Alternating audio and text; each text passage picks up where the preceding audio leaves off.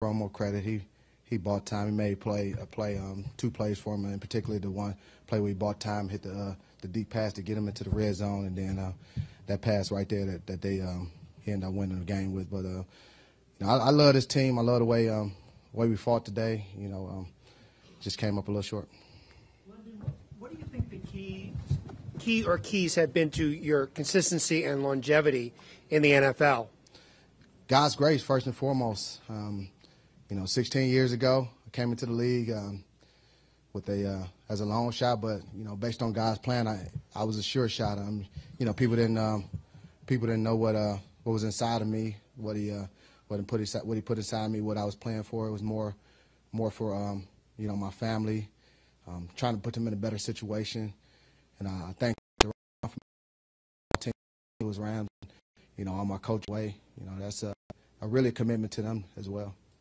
Off the field today after a game like that, and the crowd was as boisterous as they've been the last couple of weeks. Did you give pause to what kind of emotions sort of come over you as you walked off that field today?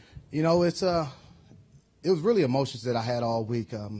As much as I tried to make this as much as a normal game, normal week, it wasn't. I really had to curb my emotions, throughout the week, and then at the end. The reception that I got, not only today, but just throughout the week as I've seen, people all over, the DMV area, people bought me lunch. It's all kind of stuff, man. Over at Jackson's in Reston. So I give them a shout out. They picked up my tab. Just everybody's been so receptive, and that was the reason why I'm glad I decided to announce that this was going to be my last season, just really for the fans. London, you were kneeling down by yourself to the left of the sidelines as the game wound down. What were the thoughts that were going through your head at that moment, like thinking that this is going to be your last game as a professional? At that moment, I was thinking we were going to win the ball game. That was what my thought was. I just, was thinking we were going to win it on the field goal.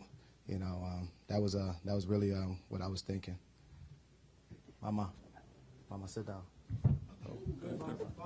London, on a game thing, can you go through what you saw on the 4th and 10 play and what made it work for Romo, what didn't make it work for you? Yeah, we went to a defense that's been really big for us, good defense over the years that we've played that's, held teams to free field goals throughout my time here in Washington.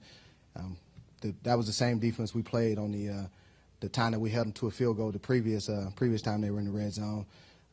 Don't really know what happened with the rush. I know we had guys, in coverage, tight coverage, and I guess the back maybe leaked out it, and Romo was able to buy some time, step to his right, and find Murray and on the sideline for a touchdown.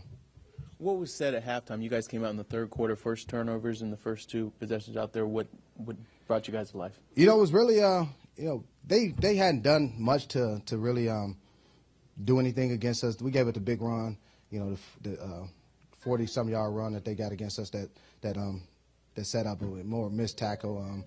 So they really hadn't done anything against us. It's more about playing our defense, executing. Josh Wilson forced a fumble.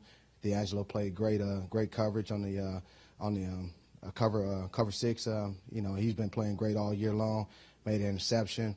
Really gave our offense short fields, and we were able to convert those into touchdowns. So that was the biggest difference.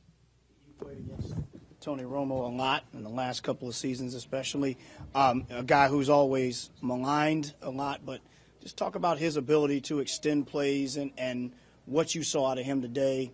Like you said, he didn't do a whole lot, but did just enough late to kind of get the win. That's the thing about Romo. He's a great quarterback in terms, especially when you allow him to make the off-schedule plays by time.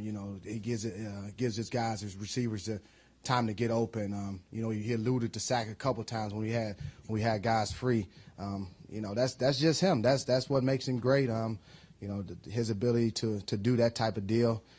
Fortunately, he's done it to us a number of times since I've been here. But I said again, take our hats off to them. Especially him. He made plays that won the ball game. I know he's much maligned and some of the things that he's done in the past that have probably cost him ball games per day. But today he made plays to win him a ball game. London, lots of emotion going in today since the announcement, this being your final home game, but you still have a week to go. What is this next week going to be like for you as you officially wind things down? I'm not sure. Don't think I couldn't imagine it being much tougher than this week, just because this was the last time I get to wear the burgundy and gold in front of the fans here. So, next week, it'll be emotional, but I think this one was more emotional just because it's the last time I get to play in front of our home crowd. I know we asked you this the other day, but now that it's over, what was kind of like your emotions throughout the game about all the memories that you've had here, and were you able to kind of put that in perspective as things wound down today, or did you totally block that out? When you're going through the game, you don't have time to think about a whole lot. I'm more or less thinking about plays that they're running, how can I make a play, what kind of things they're doing. So that's more or less what I was thinking about, throughout the course of the game. When we went up, I think 9 points, felt pretty good. I knew we had to go out and make some more stops defensively, but, just wasn't able to do it.